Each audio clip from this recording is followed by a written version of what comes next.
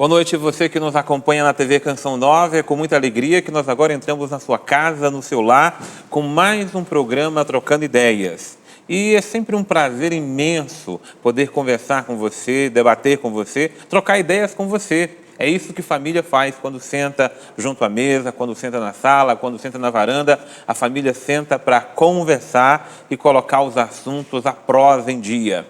E os assuntos são muito pertinentes à vida, à igreja, à sociedade, o mundo onde nós vivemos. Atualmente, tantas questões estão se debatendo no nosso Brasil e a defesa da vida é, com certeza, um tema mais do que atual para todos nós. Por isso, nós quisemos hoje fazer um programa muito especial, voltado para esse tema tão pertinente nos dias de hoje. Por isso, eu quero começar o programa, antes de apresentar os convidados, ler a nota oficial da Conferência dos Bispos do Brasil, divulgada na última semana. A Conferência Nacional dos Bispos do Brasil, a CNBB, por meio de sua presidência, manifesta a sua posição em defesa da integralidade, inviolabilidade e dignidade da vida humana, desde a sua concepção até a sua morte natural, conforme a Constituição brasileira, lá no seu artigo 1º. A CNBB defende a autonomia dos poderes da República e reconhece a importância fundamental que o Supremo Tribunal Federal tem para guardar a Constituição brasileira, particularmente neste momento difícil que atravessa a nação brasileira. Contudo, ela discorda, a CNBB, da forma como que o aborto foi tratado no último julgamento de habeas corpus no STF. Nós reafirmamos a nossa incondicional posição em defesa da vida humana, condenando toda e qualquer tentativa de liberação e descriminalização da prática do aborto. Nós conclamamos a nossa comunidade, ou melhor, as nossas comunidades, a rezarem e a se manifestarem publicamente em defesa da vida humana desde o momento da sua concepção. Nossa Senhora, Mãe de Jesus Cristo e Nossa Mãe, interceda por todos nós, particularmente pelos nascituros. Assina o cardeal Sérgio da Rocha, arcebispo de Brasília, presidente da CNBB, Dom Murilo Krieger, arcebispo de São Salvador, na Bahia, que é o vice-presidente, e Dom Leonardo Steiner, que é o bispo auxiliar de Brasília e é o secretário-geral da CNBB. Muito bem. Então, já lido essa nota, ela é a motivadora do nosso programa de hoje. Quero apresentar os nossos convidados que nos ajudarão a tratar hoje desse assunto e responder as questões que você também tem pertinentes a este respeito sobre a defesa da vida humana. Começo com o Padre Wagner Ferreira, que é aqui da casa. Padre Wagner Ferreira é doutor em teologia moral e, com certeza, trabalha esse assunto nas suas aulas de teologia, na Faculdade de União, onde trabalha.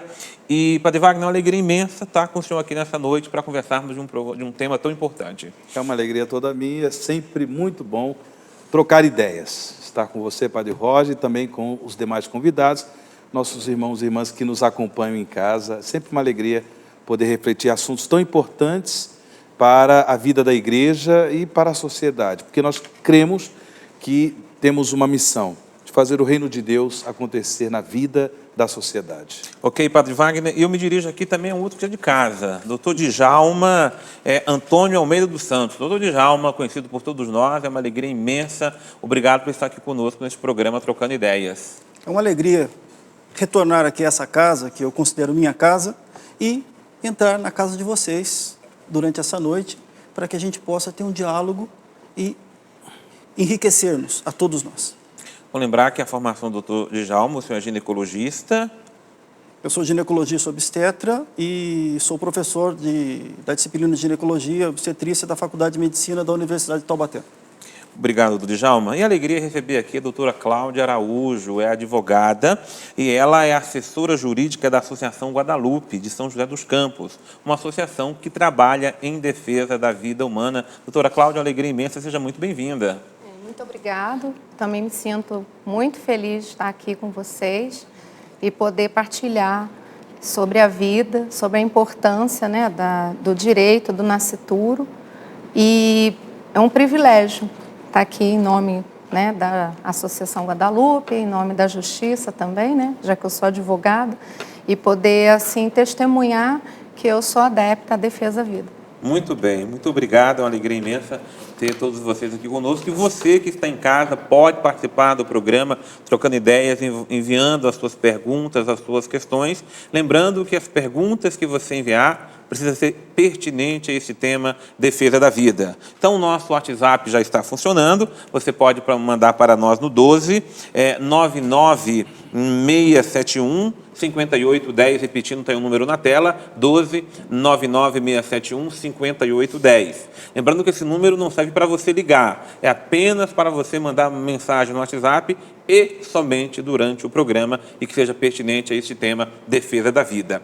Enquanto você manda a sua pergunta, enquanto você manda as suas questões, eu quero já começar o nosso programa fazendo uma pergunta geral para os nossos convidados. É bom lembrar que está aqui o Padre Wagner trazendo para nós a área teológica. É bom lembrar que o doutor Djalma está aqui trazendo para nós o seu conhecimento na área da medicina e a doutora Cláudia está aqui na área jurídica para falar de um tema que é tão importante e você veja que os campos são diversos para finalizar esse tema. Então, eu gostaria de perguntar para os nossos convidados, porque isso é muito importante, porque acaba sendo a discussão, volta aqui, volta ali sobre esse tema, sobre o início da vida humana. Toda a questão que gira em torno do aborto é justamente a compreensão e a concepção de quando é que a vida humana começa. Então, eu gostaria de abrir o programa com essa pergunta, deixando a vocês poderem, então, responder para nós.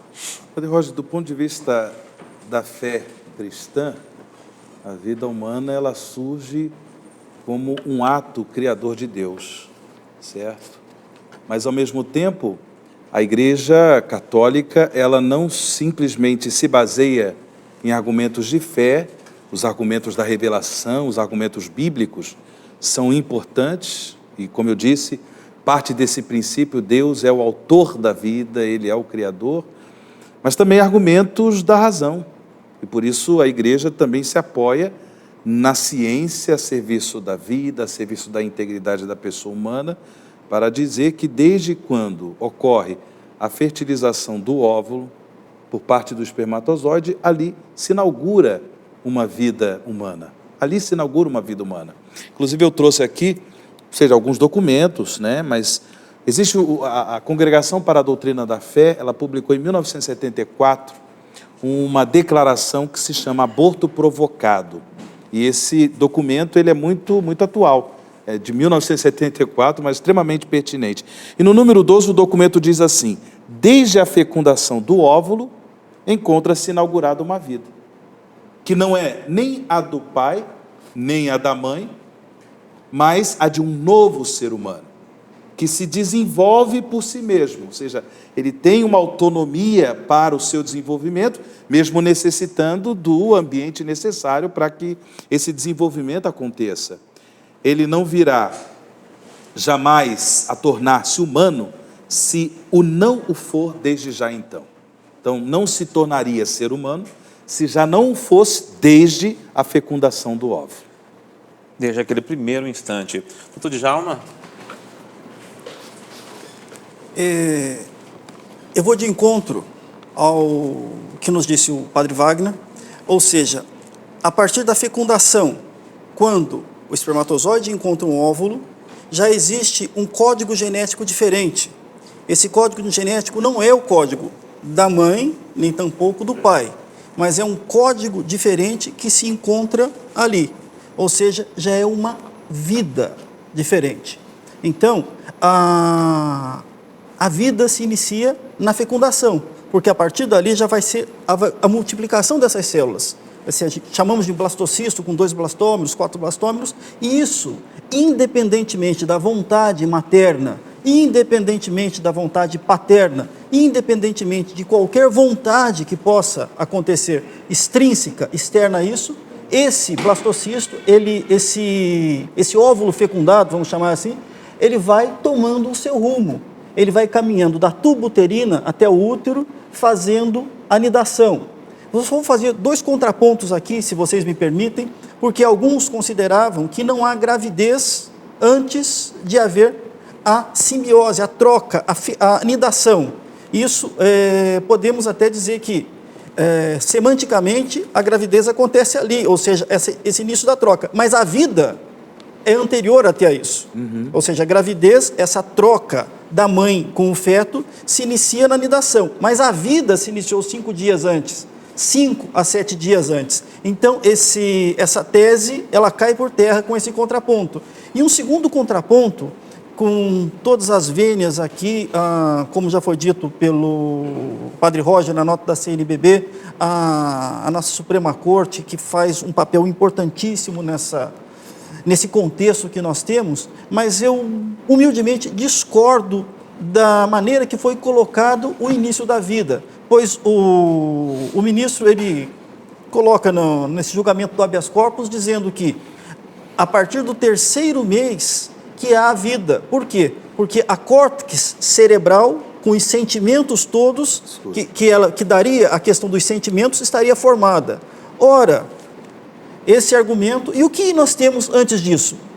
É um amontoado de células, mas eu já tenho com 4 semanas o coração está pulsando, nós já vemos esse coração pulsar. Sim. Eu já tenho o desenvolvimento todos os membros, eu já tenho o tecido cerebral, eu já tenho toda a conformação dessa criança. Se olharmos com 10 semanas, 11 semanas, eu já vejo as órbitas, os olhos, vejo a face, ou seja, eu tenho um ser humano. Então, o que é? Eu queria que alguém me explicasse, então, o que é isso antes, senão a vida humana em sua plenitude. E por que a vida chega na 12ª semana e se forma evolutivamente essa córtex cerebral? Porque no momento da fecundação houve a vida, essa vida autônoma. Então a vida se inicia na fecundação. Muito bem, doutora Cláudia. Tudo bem? Então, do ponto de vista jurídico, eu concordo plenamente com o que o padre falou, o doutor também falou. Tá? A própria Constituição Federal, que é a lei maior do nosso país, ela prevê como um dos fundamentos, como até o próprio documento coloca, a dignidade da pessoa humana. Então, e vou além. No artigo 5º, que prevê o princípio da isonomia, da igualdade, ele expressa que todos são iguais perante a lei, sem qualquer distinção. E a todos é garantido o direito à vida. Ou seja, por que o nascituro não tem o direito à vida? Ele tem, Além disso, nós temos o Código Civil, no artigo 2º, que ele fala que a personalidade civil começa com o nascimento com vida. E, desde a concepção, a lei põe a salvo, ela resguarda os direitos do nascituro. Ou seja, a própria lei, ela fala que há vida desde a concepção. Porque como eu protejo algo que não existe? Então, há uma contradição dentro do próprio julgamento, como o senhor mesmo mencionou. Então, juridicamente, o nascimento com vida, ele faz com que a pessoa seja capaz de adquirir direitos, e obrigações, mas aquele feto, aquele nascituro, ainda dentro do ventre da sua mãe, desde a sua concepção, ele tem os seus direitos resguardados. Então, ele também é protegido dentro do ordenamento jurídico pátrio. É importante lembrar que o direito à vida, ele é fundamental. Ele é anterior a qualquer outro direito. Sim. Então, por exemplo, um maravilhoso dom que Deus nos deu é o dom da liberdade. E também, juridicamente, existem normas para defender, promover a liberdade humana. Mas anterior à liberdade é a vida. E a vida é o direito que ele é fundamental e ele é básico para todos os outros direitos. Sim. Então, quando alguém se posiciona em nome da própria liberdade, se posiciona no sentido de querer abortar, querer atingir a integridade do nascituro, essa liberdade ela é falsa. Sim. Essa liberdade ela vai contra o primeiro direito, o direito fundamental, que é o direito à vida. Sim.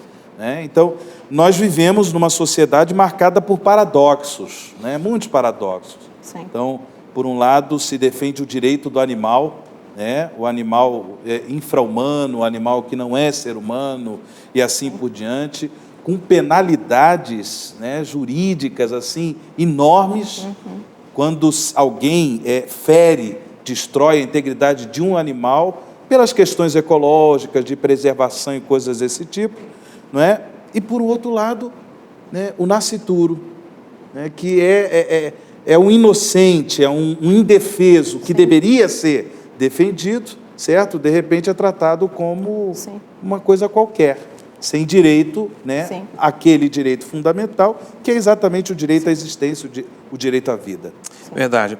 Doutor Djalma, o Dirceu Júnior, de Machado, Minas Gerais, quer a sua opinião, a saber o que motivou o STF a tomar essa decisão em permitir que o aborto aconteça só até o 3º mês de gestação. O que o senhor acha que motivou essa decisão? Na verdade, uma das questões que... Isso foi o que eu li pela imprensa.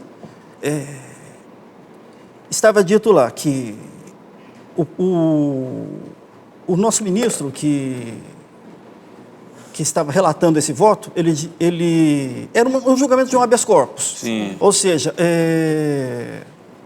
havia um mandado de prisão contra duas pessoas, se não me engano, eram 2 pessoas, 5, de uma clínica clandestina de aborto. No Rio. Em Duque de Caxias. Em Duque de Caxias, no Rio de Janeiro. Eles foram presos, o tribunal reformou preventivamente e depois recorreram ao Supremo.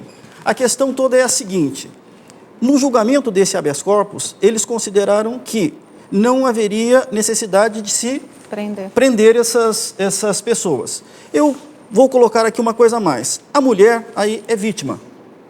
Na verdade, ela, nesse contexto todo, ela passa a ser uma vítima. Vítima do quê? Vítima de toda essa estrutura também.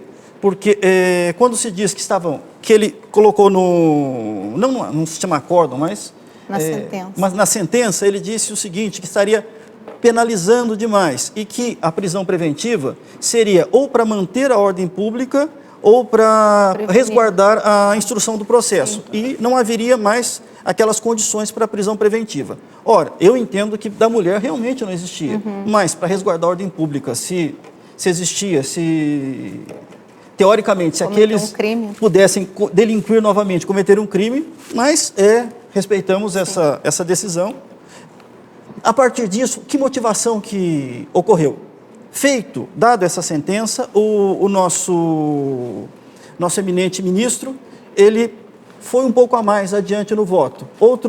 Os outros 2 ministros votaram pelo relaxamento da preventiva e 2 ministros mais acompanharam o ministro Barroso no que ele continuou no voto dele, dizendo que ele entendia que até a 12ª semana de gestação não haveria crime em se ter o aborto. Por quê? Para que se preservasse os direitos reprodutivos, que a Constituição, essa lei é de 1949, e a Constituição de 88, que garantiu direitos às mulheres, certo?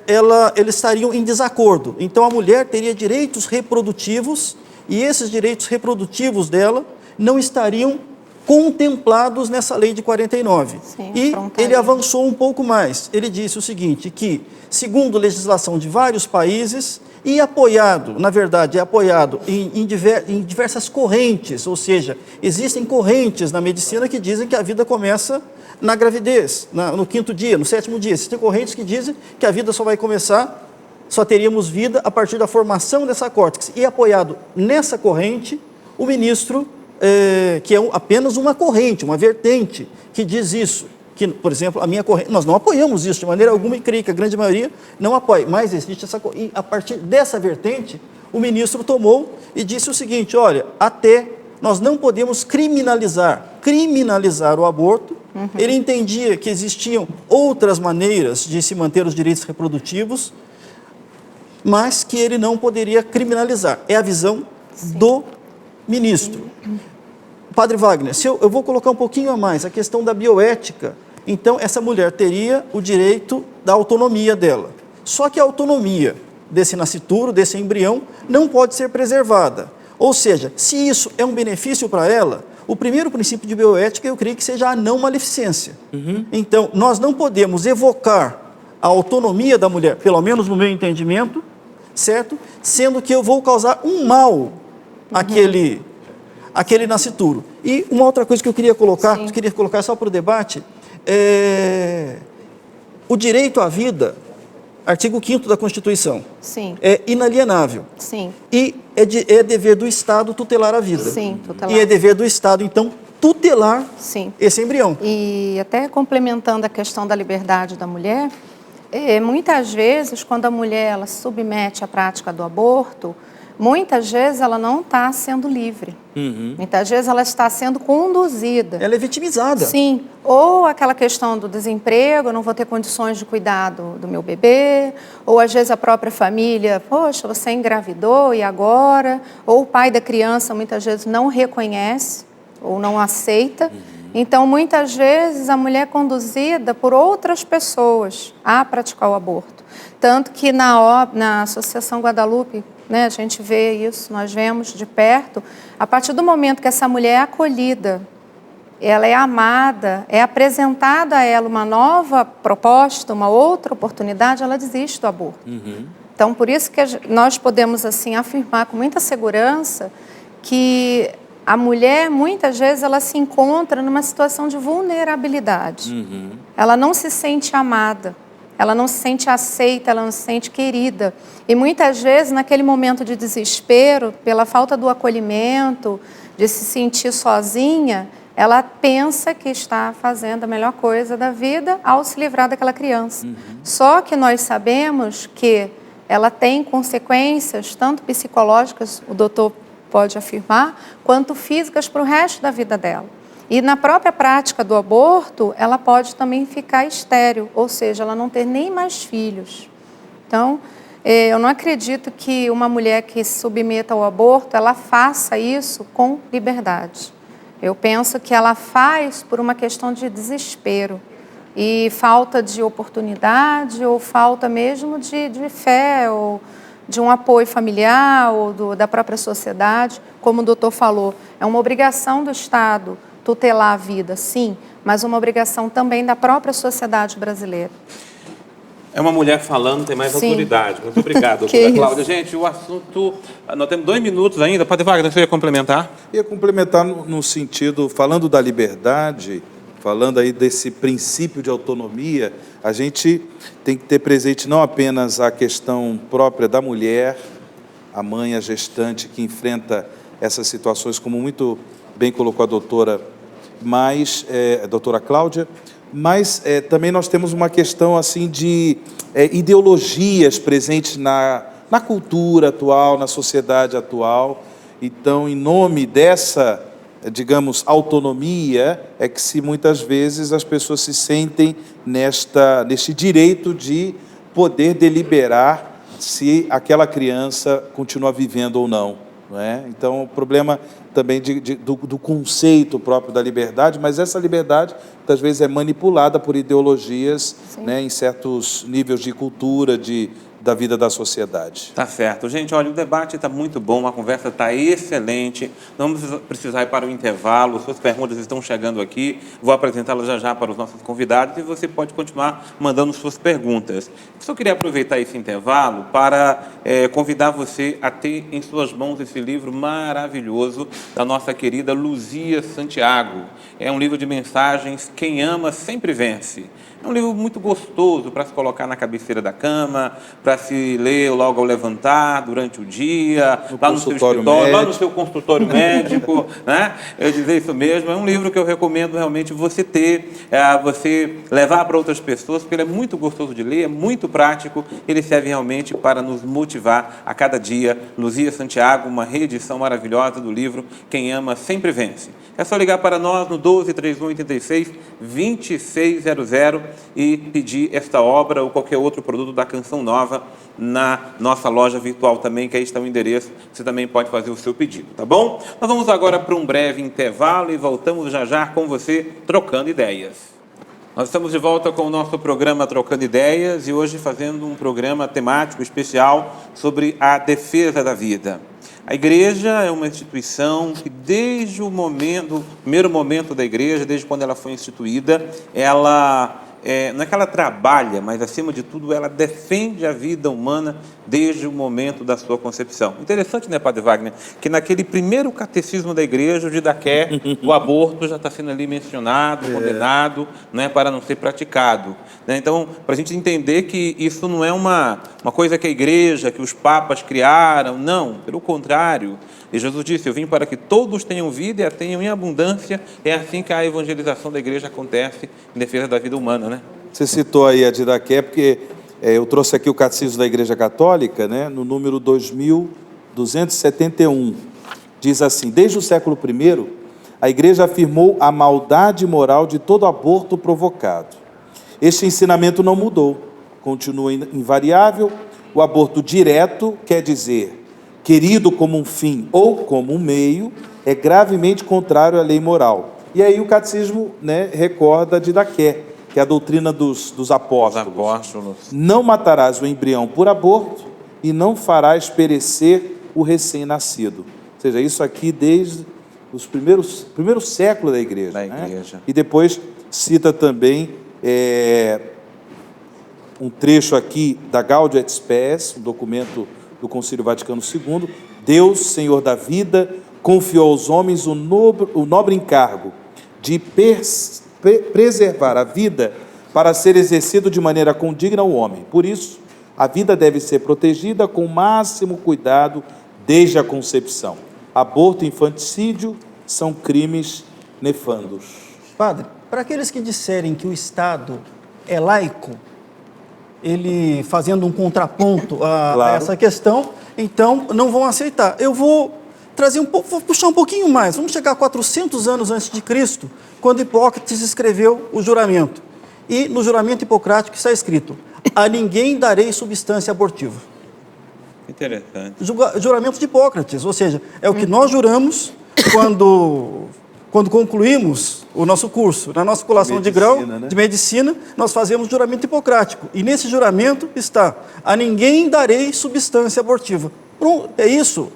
Ou seja, esse juramento eu fiz e esse juramento eu mantenho. É para dizer que diz respeito ao aborto, não somente uma questão de fé, mas diz respeito também a uma questão natural. Natural. Sim. A lei natural, certo? Então, a pessoa, ela recebe o dom da existência, recebe o dom da vida para existir, para viver. Então, qualquer atentado contra a vida é um atentado contra a dignidade humana, mas também se torna um atentado contra a humanidade. Né? Por isso que essa arbitrariedade de posicionamentos, de qualquer instância jurídica, isso aí é muito ruim, isso é um crime contra a própria democracia, contra o bem comum da sociedade, sem contar o crime à dignidade da pessoa humana. Muito bem. Doutora Cláudia, o Cláudio César, né, que é de Esperança na Paraíba, pergunta o seguinte. Ele diz, eu sou totalmente contra o aborto, seja qual for a situação em que foi concebida a vida. Mas muitos daqueles que são a favor do aborto defendem que se trata de uma tese que é uma questão de saúde pública. Sim. Mas como assim? O SUS seria responsável por suprir esses abortos, considerando que o SUS mal supre as necessidades básicas, né, de saúde pública. Como é que a senhora considera essa questão? Então, o que acontece? É muito mais fácil eu exterminar alguém que não tem voz, que não tem como falar, do que eu tentar, por exemplo, conscientizar as pessoas a respeito da gravidez precoce. Eu ir até as escolas com ensinamentos, levar os jovens a se conscientizarem do respeito ao corpo, respeito à própria vida. Se aquela menina engravidar numa idade assim muito jovem, ela vai ter consequências, então que ela evite, que ela respeite assim o seu próprio corpo, a sua integridade. A questão também, né, da disseminação que teve agora do mosquito transmissor da Zika. Então, aquela conscientização do cuidado para a própria exterminação do mosquito, conscientizar a própria sociedade, as pessoas do cuidado. Então, assim, para a questão pública é muito mais fácil o quê? Eu vou matar aquele que vai dar problema, que vai onerar o cofre público. Tá? Então, assim, eu acredito que com a prática do aborto, com o aborto daquele feto, né, daquele bebê diagnosticado com microcefalia, não vai resolver o problema da saúde pública no Brasil. eu acredito que vão gerar outros problemas, porque essa mulher que vai praticar o aborto, ela vai procurar o SUS com problema psicológico, ela vai procurar o atendimento médico de uma forma, assim, a onerar também o próprio serviço de saúde também. Então, assim, a prática do aborto não vai diminuir a questão do gasto público, porque muitas vezes a gente vê, nós vemos na televisão, eles amostram, né, aquelas crianças, um monte de crianças sem recursos, sem tratamento médico. Então, o que as pessoas pensam? Nossa, vai nascer mais criança com microcefalia? Como é que vai ficar o SUS? Eu já não tenho vaga no hospital. Isso vai onerar. Então, realmente é melhor, né, abortar, porque aquela criança, poxa, até 3 meses não tem vida, que é o que estão tentando disseminar, que a gente vê, tá? Então, assim, é uma questão de a pessoa se conscientizar que não é matando, não é exterminando a vida humana que eu vou conseguir solucionar problemas na sociedade brasileira que já acontecem há muito tempo, não é de agora. Pois não, doutor. Só respondendo para o Cláudio, talvez, complementando o que Sim. a doutora Cláudia disse, quem cuidaria disso? O que acontece hoje no Brasil, aborto é crime, artigo Sim. 129. 124, 124. 125, 126. Aborto é crime. Ele só não será 218. penalizado se cometido por médico, Sim. certo? Em risco de vida da para a mulher, mãe ou estupro. estupro. Nesses casos, ele não é penalizado. Portanto, já existem hospitais, né? Ou seja, que são referências para isso. Ou, quando algum juiz determina que tenha que ser feito, Sim. é mandado para um hospital de referência. Isso pelo sistema de saúde. Ou seja, se o aborto vier no futuro ser legalizado, ele venha a ser legalizado no Brasil, ou seja, esses hospitais de referência da rede, eles vão fazer esse aporte, com certeza. Só sendo para... Mas eu queria perguntar ao senhor, porque também dentro dessa questão, o que se alega é que muitas mulheres morrem praticando esses abortos Sim. clandestinos, não é? Como é que o senhor vê essa questão? Olha, os abortos clandestinos, eu não tenho estatísticas confiáveis para que eu possa lhe dizer quantas mulheres morreram vítimas de aborto clandestino. Isso é um exercício de especulação que Se faz. que se faz. Ou seja, isso se tornaria mais seguro, então, vamos trazer, já que essas mulheres procuram clínicas clandestinas, então vou legalizar o aborto no Brasil para que elas não sejam vitimizadas por essas clínicas, tenham a sua saúde preservada. Não, o caminho eu acho que é totalmente inverso, padre. Eu acho que o caminho é trabalharmos em favor da vida, ou seja, não. Então, já que o caminho é esse, eu vou legalizar? Não, o caminho é trabalharmos para quê? Para que essas mulheres tenham preservados os seus direitos reprodutivos, para que o Estado laico forneça à população brasileira, forneça a essas mulheres meios de exercerem seus direitos reprodutivos, exercerem a sua plenitude, a plenitude da sua sexualidade, como se evoca pela Constituição, mas que elas tenham preservado os seus direitos à contracepção, elas tenham preservado o seu direito a que não sejam submetidas a doenças sexualmente transmissíveis, Sim. que elas tenham preservado os seus direitos também de alimento, de ter o que comer, o seu direito de transporte, o seu direito à vida, dignidade da própria a dignidade vida. humana. Tá Então, certo. a questão é um pouco mais ampla. Mais ampla, Sim. muito bem. Padre Wagner, duas questões Não é aqui para o mais senhor. tudo que vai Vamos resolver. tentar responder as duas questões. O Ricardo pergunta, aproveitando aí todo esse mistério do advento, se o mistério da encarnação, que Deus, né, se faz carne desde o momento da sua concepção no ventre de Maria, não é uma forma de Deus nos avisar que o aborto é condenável aos olhos de Deus? E o Cláudio pergunta também para o senhor se, quando o Papa liberou agora o perdão para quem cometeu o aborto, permitiu agora que todos os padres, né, pudessem perdoar, se isso não vai incentivar a prática do aborto, pois a pessoa sabe que depois será perdoada. Misericórdia.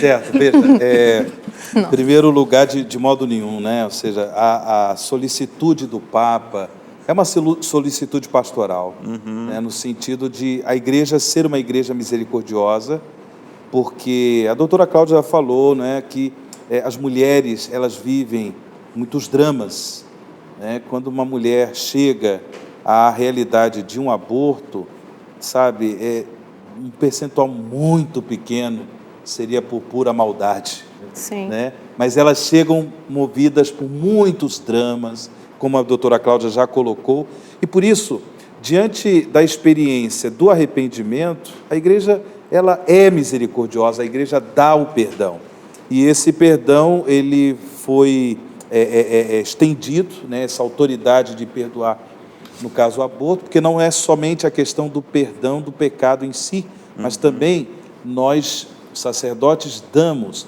a remissão da pena canônica, porque o aborto provocado, segundo o Código de Direito Canônico, ele é acompanhado de uma pena de excomunhão automática. É uma pena de excomunhão automática. Ou seja, não significa que a pessoa... excomunhão não significa que a pessoa vá necessariamente para o inferno, que algumas pessoas, né, traduzem dessa forma. É um grande risco. A pessoa, ela entra excomungada num risco de sua salvação, não é? Mas não é questão que vai para o inferno. Não, ela corre esse risco porque ela perde toda a graça de estar na comunhão da vida da igreja, certo? A comunhão com os santos e santas de Deus. Então, tudo isso aí realmente, a pessoa corre riscos. Então, quando o sacerdote dá absolvição sacramental diante do arrependimento da pessoa que confessa um pecado de aborto, em seguida o sacerdote também dá uma bênção, absolvendo a pena canônica de excomunhão que a pessoa corria risco. Isso de todas as pessoas que estão diretamente envolvidas com o aborto provocado, né? Então, não somente a mãe, a mulher, mas também quem incentivou, quem falou, eu vou levar você para a clínica e assim por diante. Então, o Papa de modo nenhum quer, digamos, promover que, pelo contrário, ele até mesmo afirmou, o aborto continua sendo um crime, um pecado horrendo e assim por diante. Sem dúvida. A norma da igreja nesse sentido não mudou, é uma questão pastoral.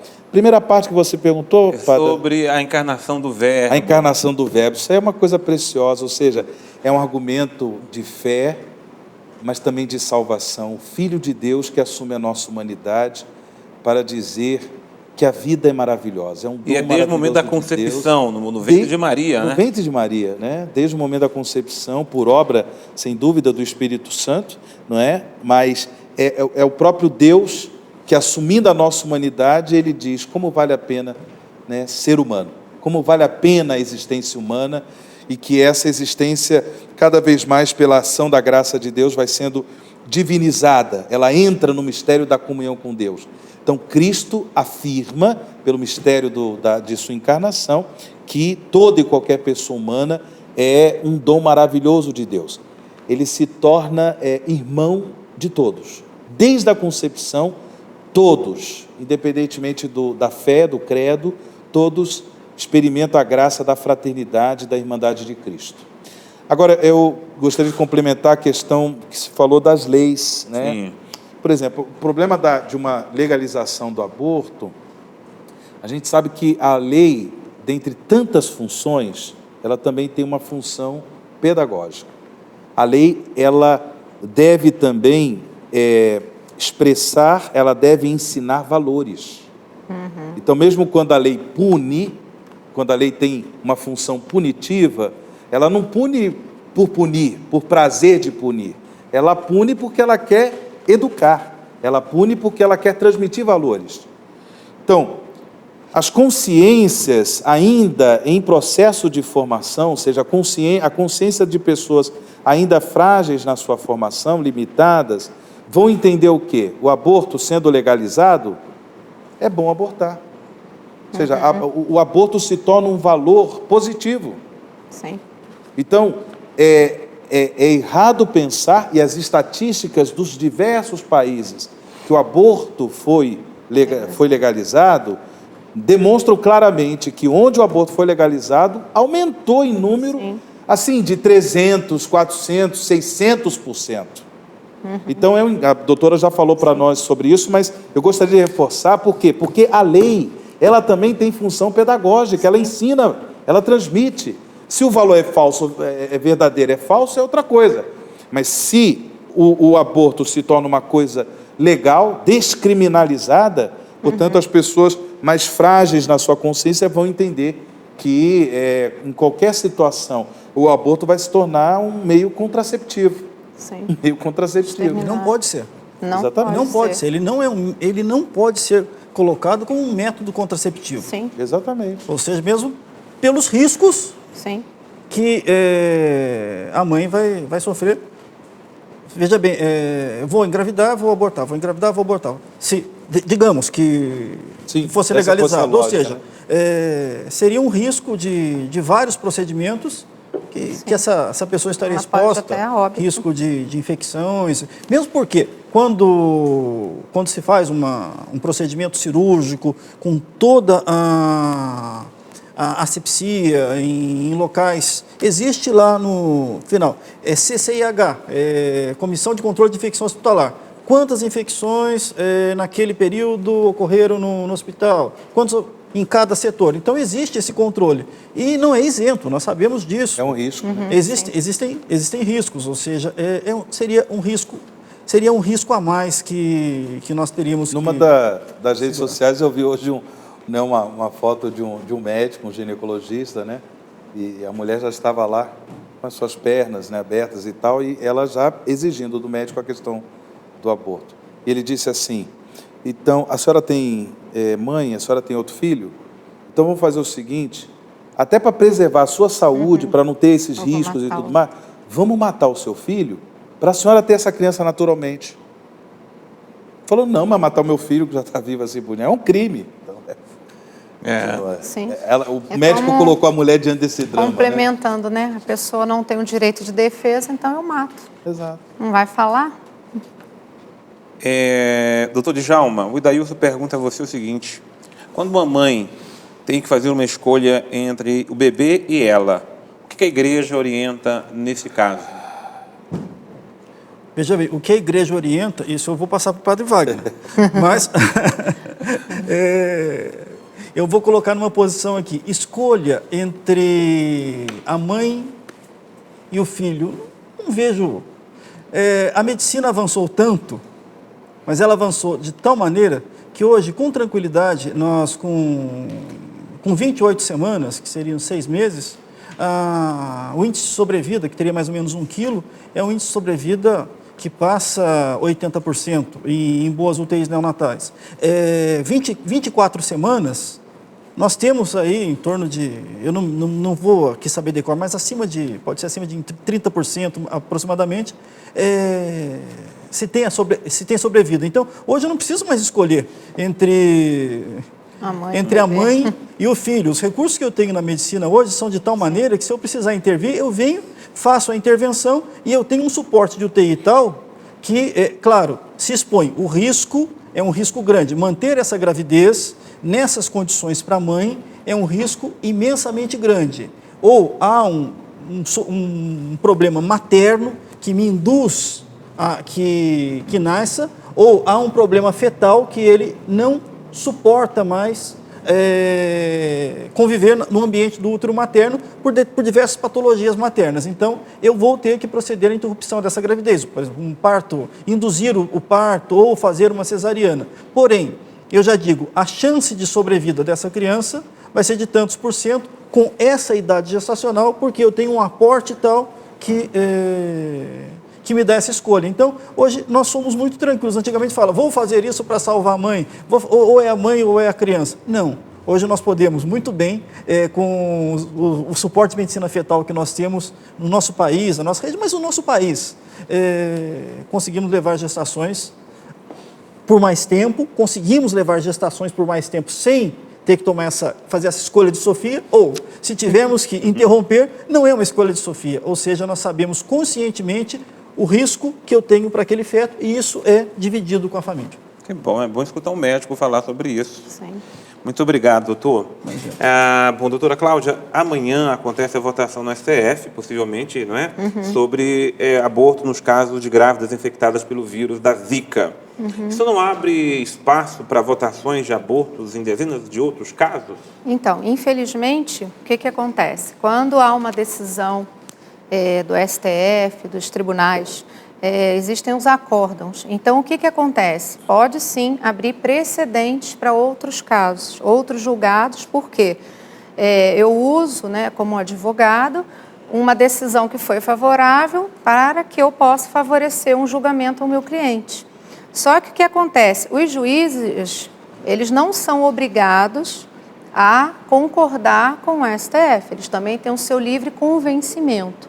Só que eu vejo como uma atitude meio delicada e perigosa, porque o STF, com todo respeito, né, o órgão supremo da nossa justiça, ele falando que não há crime até o 3º mês, isso leva as pessoas a acreditarem. O STF a instância máxima já disse isso, julgou. né? Então, não. E nós começamos a perder um pouco o fôlego para defender. Só que eu, como advogada, eu penso assim, eu não vou desistir de defender a vida.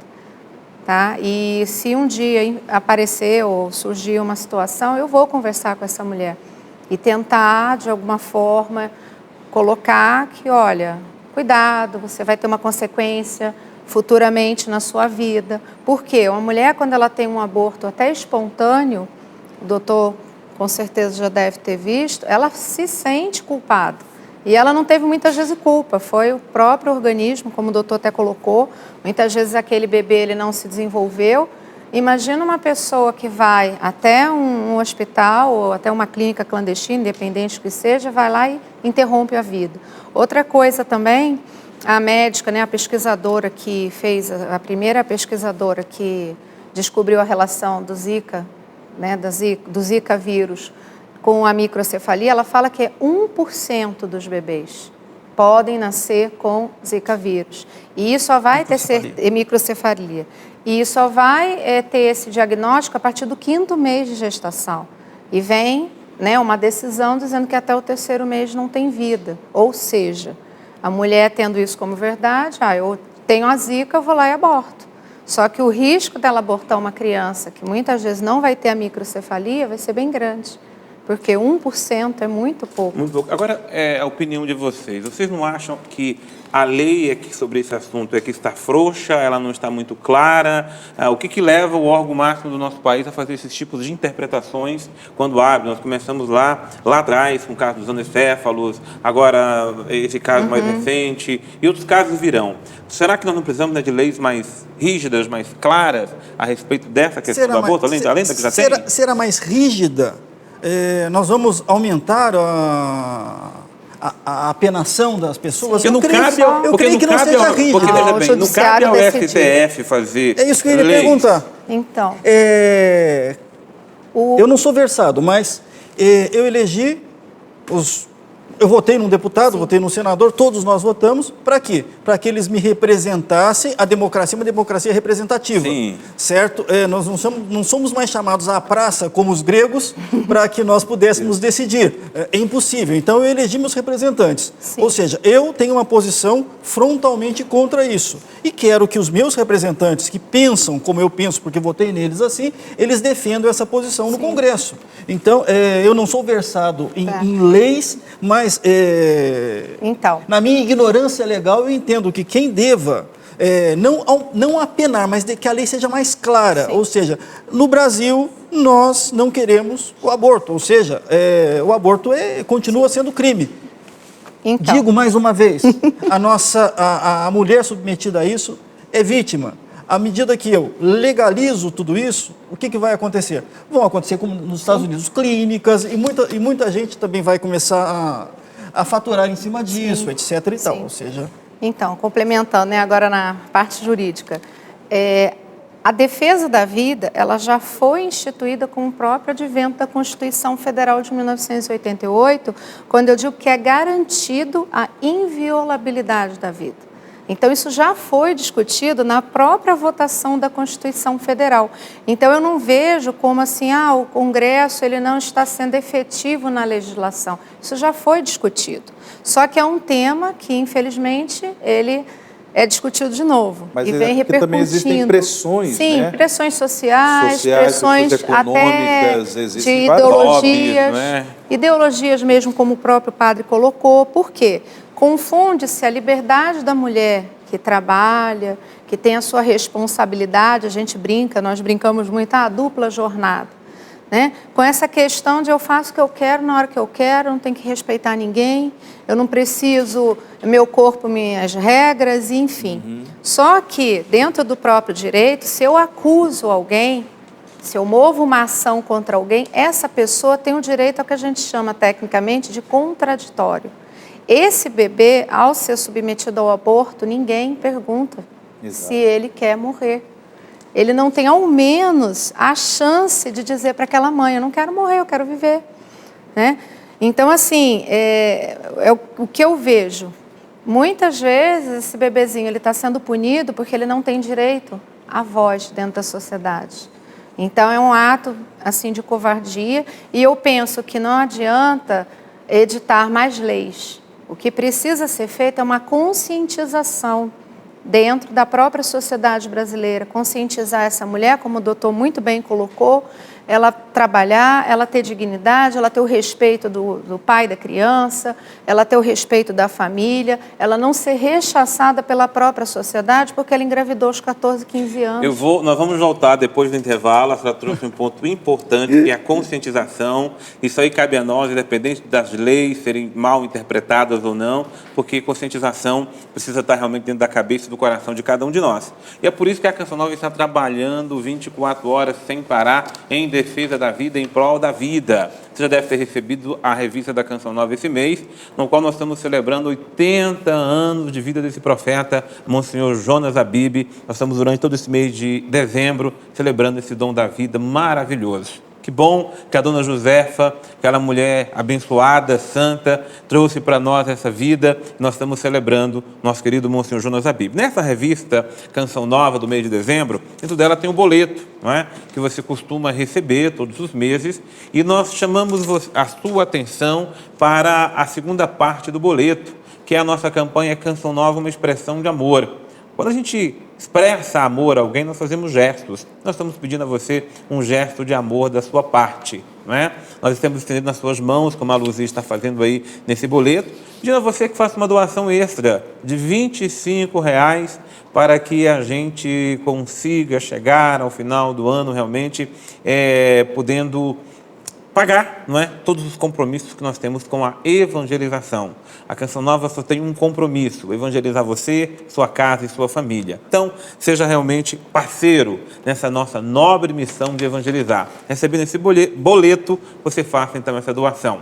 Nós voltamos já com você para continuar conversando sobre esse tema tão importante para nós, a defesa da vida humana, aqui no nosso programa Trocando Ideias. Nós estamos de volta aqui no nosso programa Trocando Ideias e você veja que é uma bênção conversarmos sobre a vida, não é? A vida é esse dom maravilhoso que Deus nos deu. Nós estamos aqui em favor da vida em todos os sentidos, desde o momento da sua concepção até o último entardecer da vida humana. A vida é bela, a vida divina é um dom sagrado de Deus. E é por isso que nós estamos aqui trabalhando em favor da vida humana, sobretudo da vida dos indefesos, da vida de crianças que estão no ventre da sua mãe e não há quem as defenda, não há quem saia em favor delas. E é por isso que a nossa voz precisa se levantar. Aí, Padre Wagner, nós terminamos o bloco anterior falando sobre conscientização. A pergunta que chegou aqui para nós é como é que essa conscientização deveria ser feita, por exemplo, nas nossas escolas, a respeito da vida humana desde o momento da concepção? Sim, eu vejo assim, aproveitando essa pergunta, eu fico me questionando sobre a atuação, a presença, o profetismo dos cristãos, sobretudo os leigos e leigas, na vida da sociedade. Se eu tenho, sem dúvida alguma, é claro, respeitando até mesmo a liberdade religiosa, respeitando a concepção religiosa das pessoas, pessoa até que, sei lá, por diversos motivos, a pessoa se declara ateia, mas um ministro, ele passou por uma academia, ele passou por uma formação, né? Na hipótese de termos ali a presença de professores ilustres, importantes, mas com uma ética, com uma retidão em defesa da vida e assim por diante, talvez o posicionamento dele seria diferente. Então, falta, eu acho ainda, maior coragem por parte de todos nós, cristãos, cristãs, leigos e leigas, falta essa coragem do profetismo na vida da sociedade, mas não é simplesmente sair pela rua, pela praça, gritando com a Bíblia na mão, isso aí pode ter o seu efeito? Pode, mas também como profissional, na área da saúde, da vida acadêmica, da universidade. Onde é que estão os cristãos nessa área para poder formar a consciência das pessoas, né? Não precisa ser com argumentos de fé, mas argumentos racionais, argumentos que realmente demonstram que a vida é um dom que deve ser tutelada, protegida, desenvolvida e assim por diante. Então, eu acho que, a partir daí, nós precisamos entrar em diálogo com a questão da instância da educação da nossa sociedade, para que realmente nas escolas se fale disso, a importância de nós não, por exemplo, a questão da discriminação. Se fala muito de discriminação, mas quando eu, por exemplo, legalizo o aborto, isso é uma discriminação séria, grave. Isso é uma discriminação a um ser humano, né, que é indefeso, como já foi falado aqui. Então, esse diálogo, a igreja, as diversas instituições educacionais, elas têm condições de entrar em diálogo com as instâncias da educação, para que as pessoas tenham a sua formação, né, correta, justa, em defesa e em favor da vida. Pois é, doutor Djalma, eu quero, nesse mesmo ponto que o padre Wagner trouxe aqui, a Maria de Monte Claro faz uma pergunta para o senhor, dizendo o seguinte: eu sou contra o aborto, mas às vezes me sinto incomodado por achar que nós, cristãos, estamos impondo nossa forma de pensar e agir sobre os demais. Nesse caso, não valeria a questão do livre-arbítrio que o próprio Deus nos deu? Ou seja, nós não temos que respeitar quem pensa diferente de nós? Nós respeitamos quem pensa diferente. Simplesmente nós colocamos os nossos argumentos e queremos o contraditório, certo? Então, como eu disse no início, estamos aqui numa emissora católica, o Estado é laico.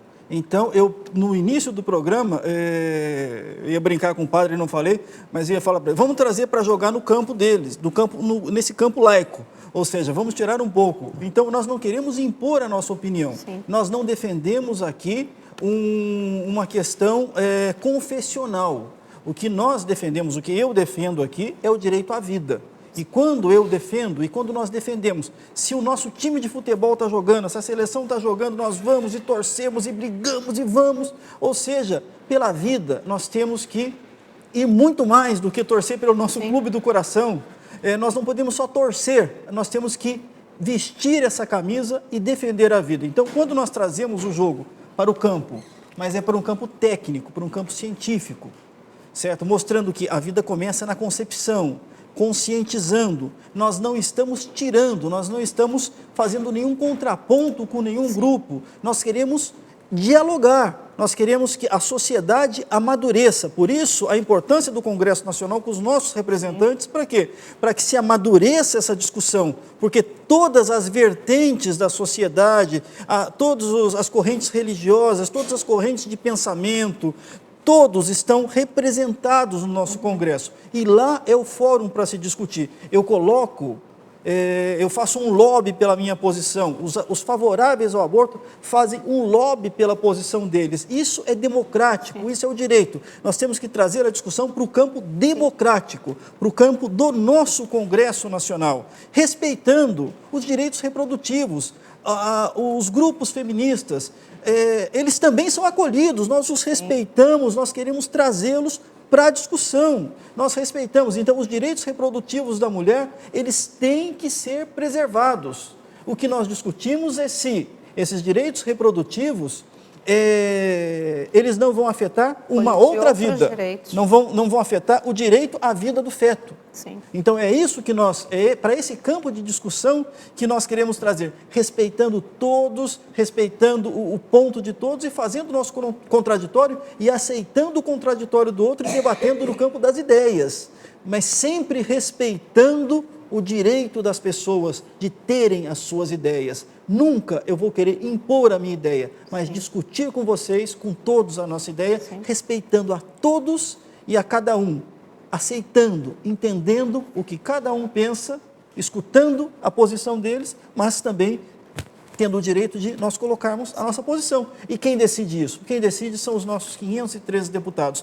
Cabe a eles escutarem a sociedade, escutarem a nós, escutarem aos outros, escutarem a todos e, de uma maneira serena, tranquila, formularem a legislação. Roger, você falou da questão do livre-arbítrio, né? Livre-arbítrio.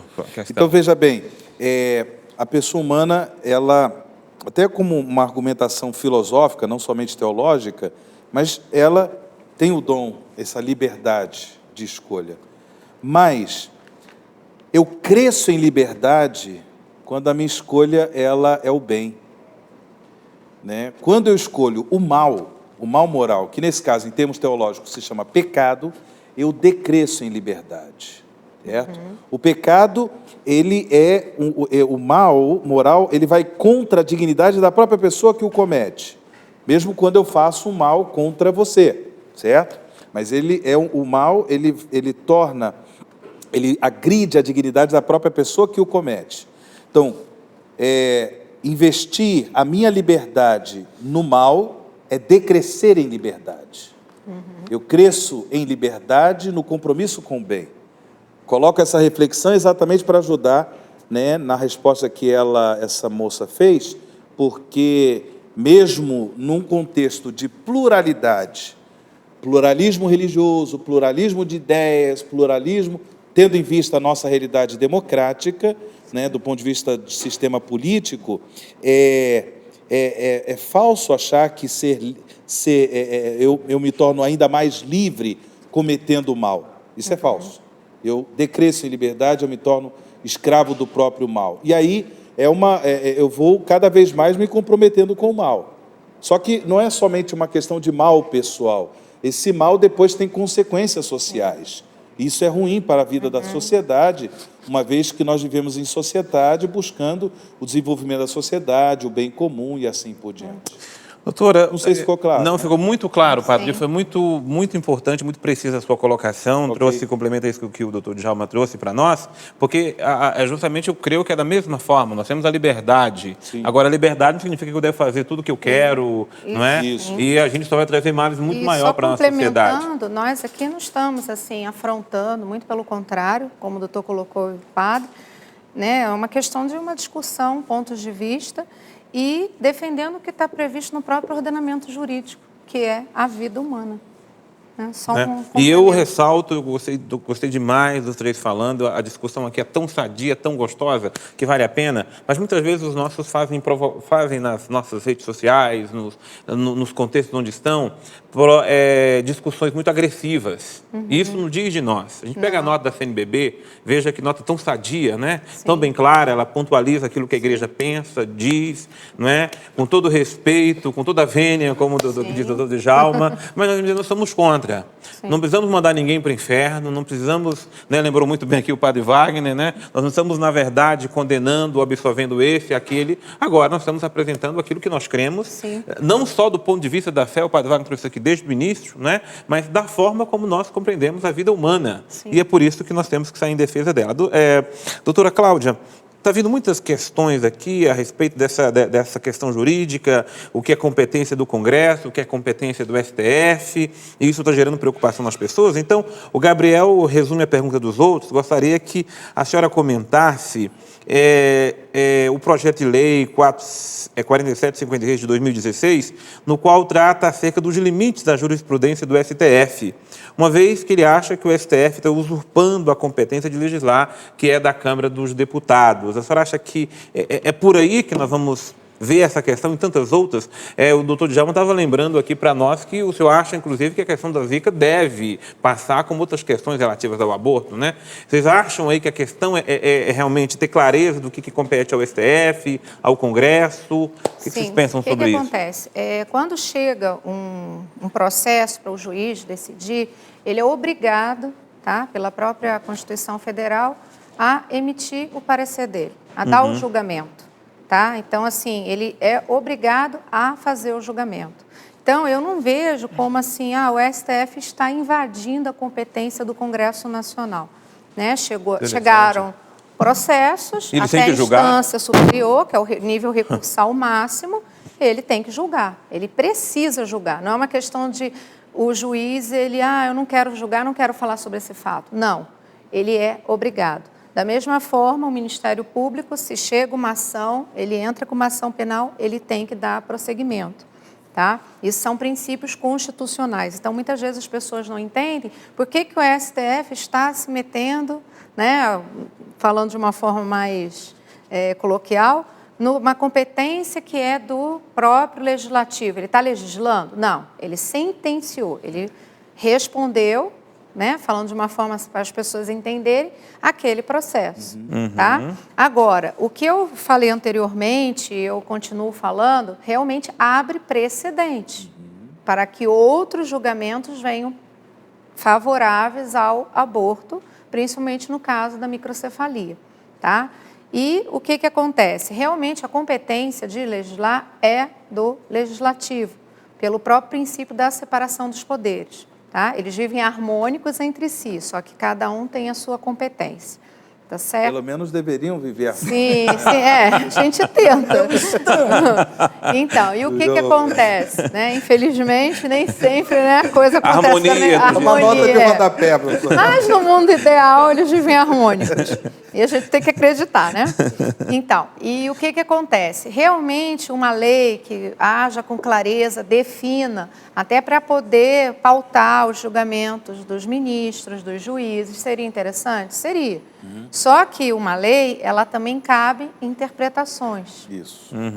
Tá? Então, assim, a lei ela é feita por um ser humano, então, com certeza, ela não vai ser uma lei perfeita que atenda 100% a todos os desejos e vontades ou necessidades, sejam éticas ou morais dentro da sociedade brasileira. Então, eu vejo assim, seria importante para definir o que é o aborto, para proibir o aborto, só que tem as benditas ressalvas, tá? As exceções. Então, eu não sei até onde isso seria realmente saudável dentro do contingente que a gente se encontra. Eu vejo que seria importante, do ponto de vista legislativo, por exemplo, aprofundar a questão do Estatuto do Nascituro, entrar em pormenores, como também o Estatuto do embrião humano, porque nós também temos essa realidade, por exemplo, da questão das clínicas de fertilização, né, artificial, onde temos os embriões criopreservados, congelados, e que hoje, já do ponto de vista jurídico, já tem uma destinação, né, principalmente aqueles que os pais, né, os genitores já abrem mão, né, ou então por uma questão de, entre aspas, prazo de validade, né, da própria existência do embrião, então ele se torna um material biológico, tendo em vista a questão de pesquisas terapêuticas com células tronco embrionárias. Então, isso eu acho que é urgente, o estatuto tanto do nascituro, como também o estatuto do embrião humano, para dar exatamente em favor da promoção e da tutela da dignidade humana, tendo em vista que ali há um ser humano. E sabe o que eu queria acrescentar nisso? A nossa mobilização, muitas vezes, só acontece quando as coisas vêm à evidência. Eu, de vez em quando, acompanho Voz do Brasil, né? Já que não tem outra opção para ouvir no rádio naquela hora. E eu estava vendo ali na Voz do Brasil, no Senado, justamente uma explicação de um senador que trouxe essa questão da lei do nascituro e assim por diante, que o projeto já está há bastante tempo lá no Senado, não é? Se pediu que colocasse um relator e passou-se os anos, nenhum relator foi indicado para o caso.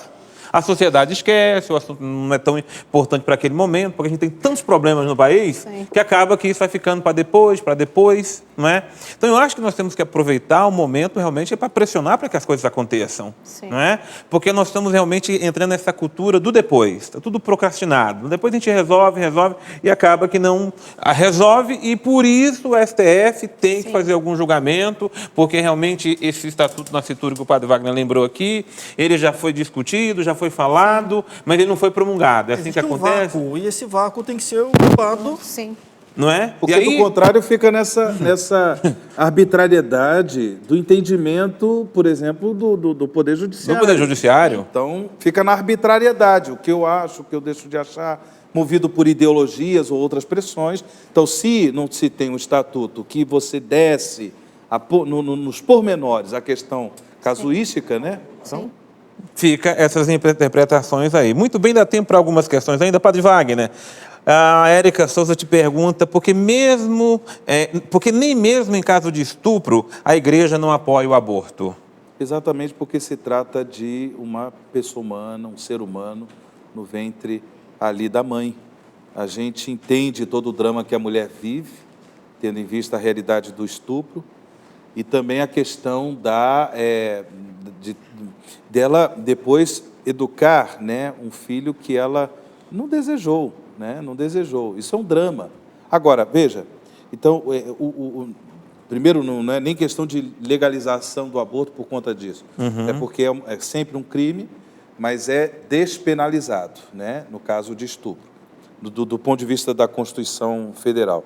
Porém, a doutora Cláudia falou no começo, falando da instituição que ela representa, a Associação Nossa Senhora do Guadalupe, né? Sim. E existem outras instituições espalhadas pelo Brasil que dão apoio para as mulheres, prestam ajuda, apoio psicológico, emocional e tantas outras coisas que ajudam até mesmo mulheres que são vítimas do estupro, certo? A pouco compreender que a melhor forma dela responder a essa violência grave não é abortando a criança, mas assumindo, num primeiro momento, o sacrifício de acolher aquele novo ser humano, certo?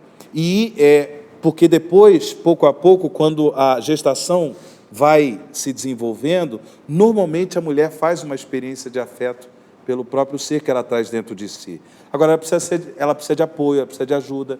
E eu acho que aborto não é questão de saúde pública. Questão de saúde pública é esse apoio que poderia ser dado.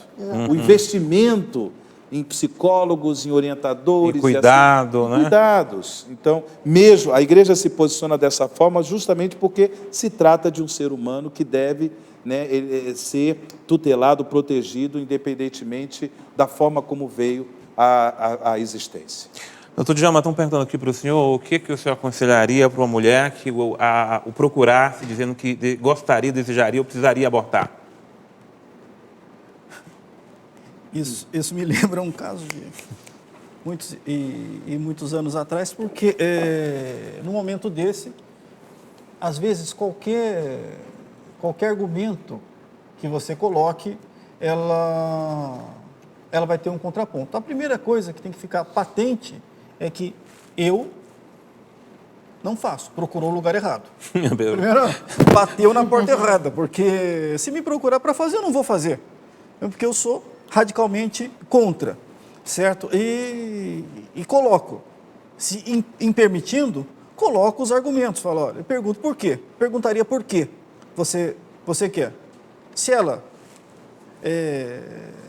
abrir, ou seja, explicar por quê, eu também vou colocar o porquê. Eu tenho que explicar, ou seja, eu não faço, vou explicar por quê. Não faço por isso e isso. Ou seja, essa é a minha posição. É uma coisa extremamente... O médico, o clínico, nessa hora, nós somos regidos por leis, ou seja, eu não posso chegar numa situação dessa e catequizá-la.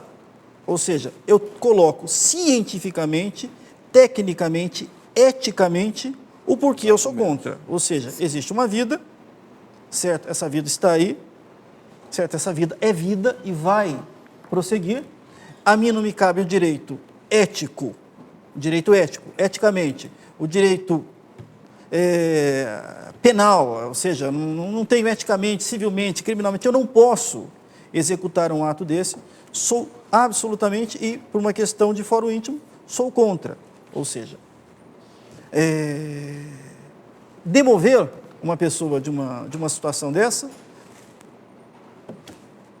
é uma situação difícil, talvez a mim, porque tenho já 28 anos de caminhada, talvez ninguém procurasse, mas me lembra de um tempo atrás, de muitos e muitos anos atrás, que chegou no meu consultório, logo que eu era, no início chegou uma menina, e a mãe até falou disso, eu olhei para a menina e falei, você quer ter seu filho? Ela falou, quero. Ah, então, tá bom, então, vamos lá, se você quer ter seu filho, você vai. Desmontou.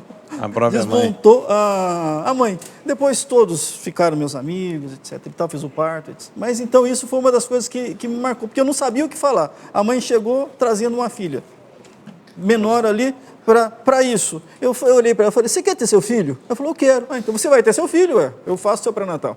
Nós estamos talvez chegando numa situação que, como já aconteceu em alguns países, é preciso criar uma lei que se chama a lei de objeção de consciência, certo? Até nós temos já o Papa João Paulo II, ele escreveu, trouxe aqui a encíclica Evangelium Vitae, né, o Evangelho da Vida, ele fala sobre isso, né, objeção de consciência, porque o médico não pode ser obrigado a fazer um negócio desse. Mas se o aborto for legalizado, os médicos também têm que ser protegidos na sua decisão de não querer realizar o aborto. E aí entraria a objeção de consciência como forma de proteger o exercício da própria medicina, né? Que beleza. Gente, o debate, a conversa, o trocar ideias sobre esse assunto nos enriquece tanto. Eu quero agradecer a vocês, mas o tempo manda também nós e nós precisamos obedecê-lo. Tempos fugit. É verdade. Padre Wagner, de coração, obrigado. Valeu, Padre Rocha. Bom demais. Doutor, foi maravilhoso ter o senhor aqui conosco. Vamos ver se a gente segura mais o senhor aqui entre nós. Tá? Doutora Cláudia, a primeira de muitas. Nós esperamos a senhora aqui conosco, viu? Tá? E até puder fazer o convite, se tiver alguma gestante, alguém que esteja numa situação que esteja precisando, quiser visitar a Associação Guadalupe, lá na Avenida Santa Isabel, 1235, em São José dos Campos, a gente vai ter muito prazer e muito carinho em recebê-lo. Que bom. É a Canção Nova com você em defesa da vida humana. Nós encerramos aqui o programa Trocando Ideias e voltamos na próxima semana para continuar conversando sobre coisas muito importantes sobre a nossa vida. Uma boa noite a você. Deus abençoe sua casa, sua família.